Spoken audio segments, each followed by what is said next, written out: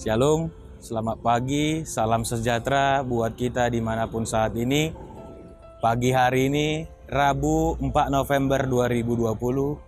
Sebelum kita melakukan segala aktivitas kita, marilah kita sejenak mendengarkan firman Tuhan yang telah ditetapkan hari ini, yang terambil dari kitab Yeremia, pasal yang ke-18, ayat yang ke-11.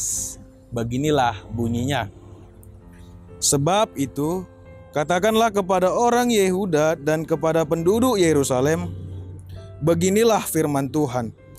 Sesungguhnya aku ini sedang menyiapkan malapetaka terhadap kamu dan merancangkan rencana terhadap kamu.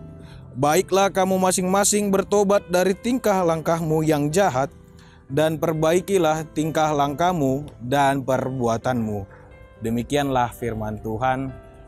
Bapak, Ibu, serta jemaat yang terkasih, sekilas ketika kita membaca ayat ini, terlihat jelas sekali bahwa Tuhan yang kita sembah selama ini adalah Tuhan yang penuh murka, Tuhan yang penuh kekejaman yang luar biasa, dan Tuhan yang dengan gampang dikuasai emosi untuk membinasakan umat dan ciptaannya. Dan pastinya akan timbul pertanyaan yang terbersit di hati dan pikiran kita. Apakah kita menyembah dan mengagungkan Tuhan yang salah selama ini? Atau mungkin apakah kita menyembah Tuhan yang penuh kekejaman dan penuh dengan kemarahan? Wajar saja jika memang timbul pikiran dan pertanyaan seperti itu. Tapi itulah pikiran yang benar-benar tidak memaknai dengan baik dan terlalu mudah dalam menyimpulkan serta mengambil keputusan di dalam hidupnya sendiri. Tetapi jika kita mendalami dan memaknai dengan baik firman Tuhan saat ini, pasti kita sungguh bersyukur karena memiliki dan menyembah Tuhan yang benar dan penuh dengan kasih. Bagaimana mungkin jika kita boleh lihat secara keseluruhan dalam satu pasal firman Tuhan pagi hari ini, Tuhan semestinya telah menghukum bangsa dan kaum yang dikasihinya yang telah menyimpang dan mendegilkan hatinya dan serta jauh dari Tuhan. Tapi Tuhan tidak langsung mengambil keputusan itu. Tuhan menyuruh nabinya, Nabi Yeremia, untuk diutus dalam menyampaikan serta mewartakan hukuman yang sedang dipersiapkan Tuhan untuk segala pelanggaran bangsa Yehuda. Hukuman atau malapetaka itulah yang sangat sulit dimengerti oleh Yeremia, sehingga ia harus disuruh untuk belajar dari tukang periuk. Bapak, Ibu, serta jemaat yang terkasih, Allah telah menjelaskan bahwa dirinya seperti tukang periuk dan kaum Israel seperti seorang bejana. Sebagaimana bejana dibentuk, dibakar, serta diwarnai untuk akhirnya memiliki fungsi dan nilai seni, demikian pula bangsa yang dipilihnya hendak seperti yang diinginkan oleh Allah. Namun lagi-lagi kedegilan hati mereka untuk melupakan Tuhan dan menolak nabi yang mewartakan apa yang disampaikan oleh Allah. Merekalah yang membuat semuanya itu dan membuat menjadi bejana rusak dan membuat lagi yang baru. Tentu hal inilah yang tidak diinginkan oleh Tuhan. Tentu sejatinya Tuhan berkuasa melakukan sesuai dengan kehendaknya. Kuasanya bukan untuk mendatangkan hukuman saja, tetapi kuasanya bisa mengubah hukuman menjadi berkat. Dan begitu juga sebaliknya. Kalau manusia tetap tegar dalam kedegilannya, berkat bisa berubah menjadi hukuman. Sebenarnya bisa saja Allah langsung memberi penghukuman kepada mereka, kepada kaum Israel yang telah melanggar dan menyimpang dari apa yang diinginkan oleh Allah kepada yang dikasihinya. Tetapi kita boleh lihat Bapak Ibu bahwa Allah tidak langsung melakukan hal itu dan langsung terlalu cepat mengambil keputusan atas malapetaka yang telah disiapkannya.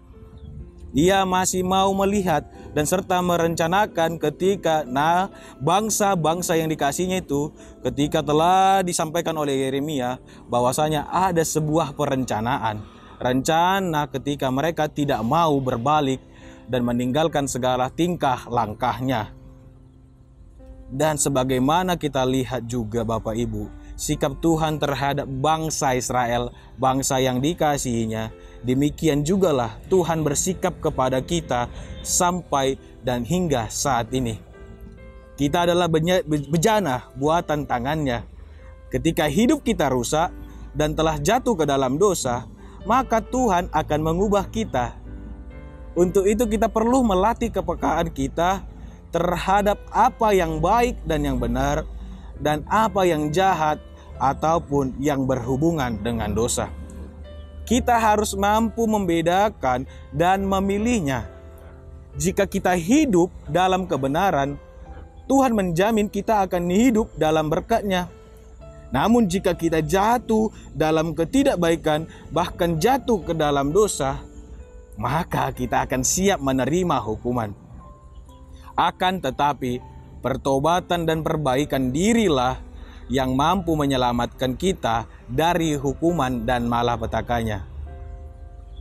Tentu Bapak Ibu serta saudara yang terkasih, setiap dari kita, setiap umat yang dikasihinya, bahkan setiap ciptaannya merupakan hasil karya seni buatan tangan Allah yang memiliki peran dan sekaligus keindahan dari Allah itu sendiri.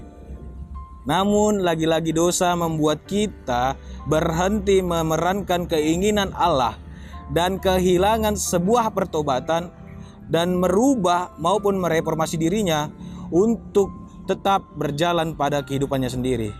Namun pada saat ini Tuhan mau mengajak kita untuk mereformasikan diri kita, untuk membentuk ulang diri kita.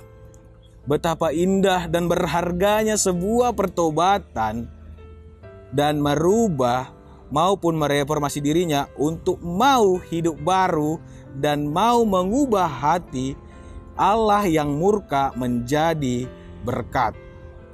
Dan itulah yang dinyatakan kepada kita sebagai bejana buatan tangannya, bejana yang mau hidup di dalam ketaatan kepadanya.